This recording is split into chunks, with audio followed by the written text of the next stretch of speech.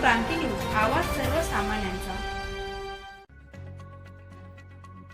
नाशिक जिल्ह्यात त्र्यंबकेश्वरच्या पहिने परिसरातील धबधब्याच्या तरुणांमध्ये तुंबळ हाणामारी झाल्याचा व्हिडिओ समोर आलाय।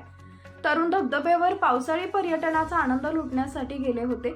यावेळी काही तरुणांनी एकमेकांशी हुल्लडबाजी करत फ्रीस्टाईल हाणामारी केल्याचा व्हिडिओ व्हायरल झालाय। हा व्हिडिओ पहिने परिसरातील धबधब्यावरील असल्याचं सांगितलं जात आहे।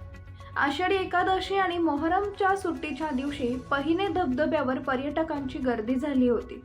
यातील काही तरुणांनी हुल्लडबाजी करत धिंगाणा घातल्याचं व्हिडिओमध्ये दिसत आहे। अशा टोळक्यांवर नाशिक ग्रामीण पोलिसांनी कारवाई करण्याची मागणी केली आहे। हुल्लडबाजामुळे सामान्य पर्यटकांना मनस्ताप सहन करावा लागत आहे। हाणामारीचा हा व्हिडिओ सोशल मीडियावर व्हायरल झालाय। पहिने परिसरामध्ये मोठ्या प्रमाणावर धबधबे आहेत, त्यामुळे सुट्टीच्या दिवशी इथं मोठ्या प्रमाणात पर्यटक पावसाळ्याचा आनंद लुटण्यासाठी येतात।